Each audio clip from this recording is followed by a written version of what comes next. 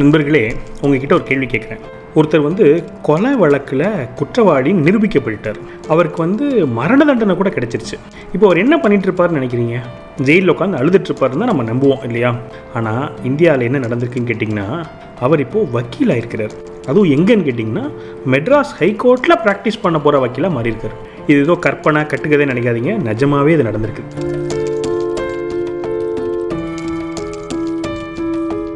நான் ஒரு சாதாரண மனுஷன், நீங்களும் ஒரு சாதாரண குடிமகன். இப்போ நம்மலாம் ஒரு சின்ன தப்பு பண்ணுறோன்னு வச்சுக்கோங்களேன். ஒரு டிராஃபிக் வயலேஷன் நடந்துட்டுருக்குன்னா நம்ம ஃபைனை கட்டுவோம். ஏன் ஒரு சிலருக்கு லைசன்ஸே கூட போகிற பிரச்சனை நடந்துருக்கு. கேரியரே பாதிக்கப்படுது. ஏன்னா கோர்ட்டு, ஃபைல், எஃப்ஐஆர் அந்த மாதிரி ஆகுது ஏதோ தப்பு பண்ணும்போது. ஆனால் நம்மளோட முன்னாள் பிரதமரை கொல்றதுக்கு சதித்திட்டம் பண்ண ஒருத்தர், அதில் பங்கு கொண்ட ஒருத்தர், 9 வோல்ட் பேட்டரியை கொடுத்து பாம் தயாரிக்கிறதுக்கு உதவிய ஒருத்தர் இன்னைக்கு மெட்ராஸ் ஹைகோர்ட்டில் அட்வொகேட்டாக மாறியிருக்கார். சட்டத்தை இன்டர்பிரட் பண்ணி நியாய தர்மம் வாங்கி கொடுக்கறதுக்கு ஆர்கியூ பண்ணுற ஒரு பொசிஷனுக்கு அவர் வந்திருக்கிறார். இது எப்படி நடந்துச்சு? இதில் என்ன அரசியல்? இதில் என்ன சதித்திட்டம் இருக்குதா? இதோட பின்னணி என்ன? இதை தான் முழுசாக நம்ம இந்த வீடியோவில் பார்க்க போகிறோம்.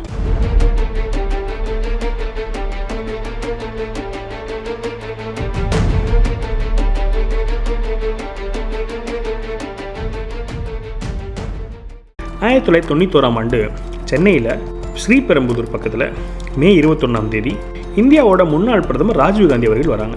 அவர் ஒரு தேர்தல் பிரச்சாரத்துக்கு வந்திருக்கும் போது அங்கே ஒரு பெண்மணி அவங்கக்கிட்ட மாலை போட வந்தாங்க. அவங்க உடல்லையே பாம் வச்சுருந்தாங்க.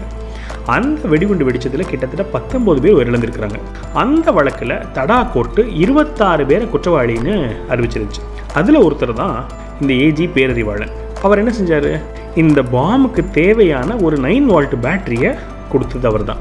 கேட்குறதுக்கு அவர் என்ன சொல்கிறாருன்னு சொன்னால், எனக்கு எதுக்குலாம் தெரியாது, ஆனால் இந்த மாதிரி 9 வோல்ட் பேட்டரி வேணும்னு சொன்னாங்க, நான் ஏற்பாடு பண்ணி கொடுத்தேன் அப்படின்னு சொல்கிறார். இது சுப்ரீம் கோர்ட் 1999 தப்பு பண்ணார் அப்படின்னு உறுதி பண்ணி அவருக்கு மரண தண்டனை வழங்கியிருக்கு. அதுக்கப்புறமா கவர்னர் கிட்ட பெட்டிஷன் போடுறாங்க, பிரசிடென்ட் கிட்ட பெட்டிஷன் போடுறாங்க. எல்லா மெர்சி பெட்டிஷன்ஸுமே நிராகரிக்கப்படுது. இந்த வழக்கு எப்பயோ முடிஞ்சிருக்க வேண்டியது. ஆனால் அது விளையாடி உண்மையான விளையாட்டு நிறையா நடந்து அது அப்படியே தொடர்ந்து போயிட்டே இருந்தது. முதல் சம்பவம், தமிழ்நாடு அரசு என்ன பண்ணுதுன்னு சொன்னால், பேரறிவாளன் அவர்கள் தண்டனையை குறைக்க சொல்லி கவர்னர்கிட்ட பெட்டிஷன் போடுறாங்க. கவர்னர் இது வருஷக்கணக்காக அந்த பெட்டிஷன் என்ன பண்ணுறாருன்னு சொன்னால் கிடப்பில் வச்சுருக்கிறாங்க. கிட்டத்தட்ட 11 வருஷத்துக்கு மேலே, ஒரு நாள் ஒரு மாதம்லாம் இல்லை, 11 வருஷம். இது முதல். ரெண்டாவது, சுப்ரீம் கோர்ட் 2022 ஒரு தீர்ப்பு கொடுக்குறாங்க. கவர்னர் ஆக்ஷன் எடுக்காமல் இருக்கிறது அன்கான்ஸ்டிடியூஷனல் அப்படின்னு சொல்லி தமிழ்நாடு கேபினெட் ரெக்கமெண்டேஷனை அந்த கோர்ட் இம்ப்ளிமெண்ட் பண்ணுது. நானே இம்ப்ளிமெண்ட் பண்ணுது. அந்த இம்ப்ளிமெண்டேஷன் மூலமாக பேரறிவாளன் விடுதலை செய்யப்படுறார். ஒரு நிமிஷம் யோசிச்சு பாருங்க, நம்ம நாட்டோட முன்னாள் பிரதமரை கொன்னவங்களை சுப்ரீம் கோர்ட் கவர்னர் நடவடிக்கை எடுக்கலேன்னு சொல்லி விடுதலை பண்ணியிருக்கிறதா தான் செய்தி. மூணாவது சம்பவம், விடுதலை ஆனதுக்கப்புறமா அவர் சட்டம் படிக்கிறாரு. சட்டம் படித்து இப்போ பார் கவுன்சிலில் மெம்பரும் ஆகிட்டார். மெட்ராஸ் ஹைகோர்ட்டில் இப்போ ஒரு அட்வொகேட்டாக வாதாட போகிறார்.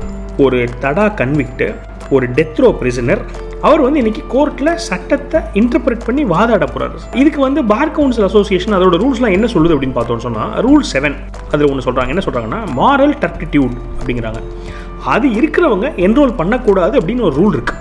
அப்போ எப்படி பிரதமர் கொலை வழக்கில் அந்த சதியில் பங்கு பெற்று அதை நிரூபணம் பண்ணப்பட்டு அதுக்கு தண்டனையும் கொடுக்கப்பட்டு உச்சபட்ச தண்டனையும் கொடுக்கப்பட்ட ஒருத்தர் மாரல் டர்பியூட் இல்லையா? அவருக்கு சுப்ரீம் கோர்ட் விடுதலை கொடுத்தது ஒரே காரணம் அந்த கன்விக்ஷன் எரேஸ் ஆகிடுமா அப்படிங்கிற கேள்வி எல்லாரும் கேளுங்க. நான் ஒரே ஒரு விஷயம் மட்டும் நடுவில் சொல்லிக்கணும்னு நினைக்கிறேன். நம்ம தமிழ் கேலண்டர் ரொம்ப நல்ல வரவேற்பு, நிறைய பேர் நல்லா இருக்குன்னு சொல்லியிருக்கீங்க. கிட்டத்தட்ட தமிழ் மாதம் ஆரம்பித்து 15 நாள் ஆச்சு இந்த வருஷம் ஆரம்பித்து.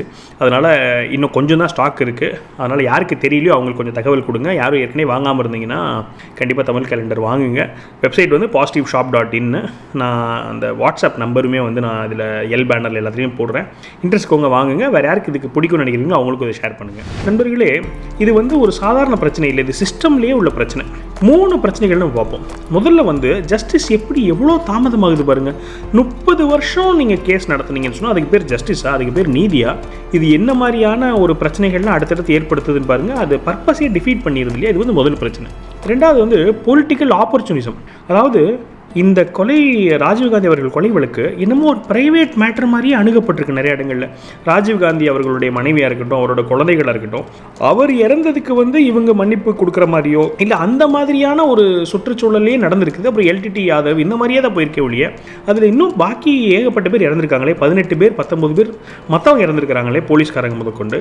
அவங்களுக்கு என்ன நீதி, அவங்களுடைய மனநிலை என்ன அப்படிங்கிறத பற்றி யோசனை. இதெல்லாம் தாண்டி ஓட்டு அரசியலும் இதில் கலந்து தமிழ்நாடு அரசாங்கம் அதுக்கு இது பண்ணுறதா இருக்கட்டும், அதை கவர்னர் தள்ளி வைக்கிறதா இருக்கட்டும், இந்த மாதிரி இதில் ஒரு அரசியலும் கலந்துருச்சு. இது ரெண்டாவது முக்கியமான விஷயம். மூணாவது, லீகல் டெக்னிக்காலிட்டிக்கும் மாரல் ரெஸ்பான்சிபிலிட்டிக்கும் உள்ள வித்தியாசம்.